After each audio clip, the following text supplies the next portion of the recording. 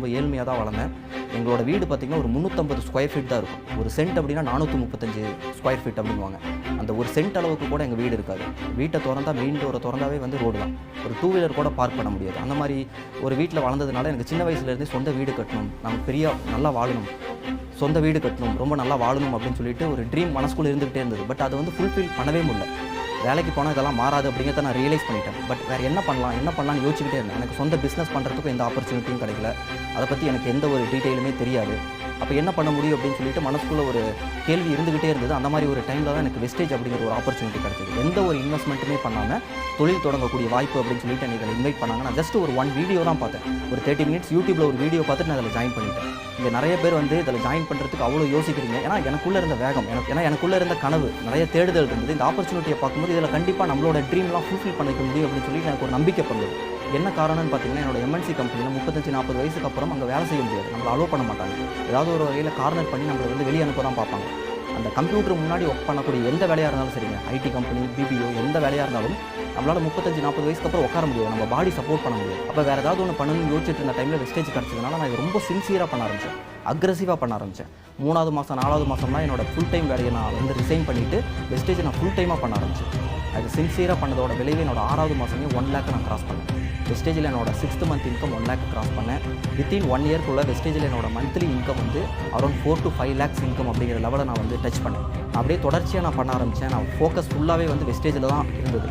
நடுவில் காது குத்து, கல்யாணம், பொங்கல், தீபாவளி எந்த ஃபங்க்ஷன் எதையுமே நான் பார்க்கல.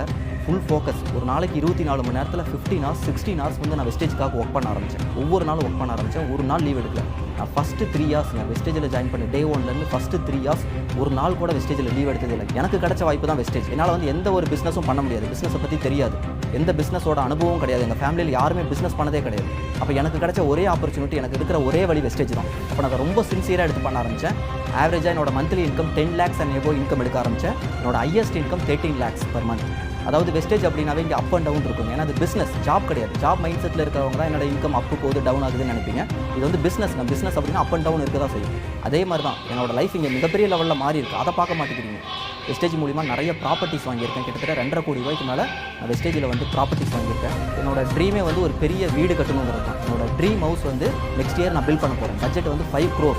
அந்த அளவுக்கு வந்து இந்த லைஃப் வந்து நான் இப்போ வெஸ்டேஜ் மூலிமா நான் சொந்தமாக கார் வாங்கியிருக்கேன். எங்கே போகிறதா இருந்தாலும், ஒரு மார்க்கெட் போகிறதா இருந்தால் கூட காரில் தான் போகிறேன்.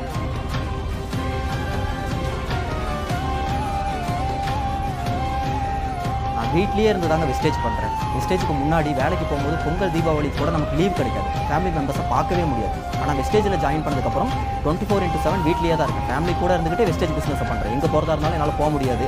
நான் படித்தது வந்து கவர்மெண்ட் ஸ்கூலில். பட் இப்போ என்னோட டாட்டரை வந்து நான் சிபிஎஸ்சி ஸ்கூலில் படிக்க வைக்கிறேன். ஆனுவலி கிட்டத்தட்ட வந்து 1.5 lakhs வந்து செலவாகுது. அந்தளவுக்கு என்னோட லைஃப் வந்து மிகப்பெரிய லெவலில் இப்போ மாறி இருக்குது.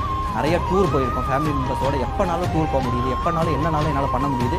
இதுக்கு எல்லாத்துக்குமே money freedom and financial freedom, family members கூட இருக்க எல்லாமே வந்து வெஸ்டேஜ் மூலியமாக தான் என்னோட லைஃப் மாறி இருக்குது. வெஸ்டேஜ் இல்லை அப்படின்னா நத்திங்.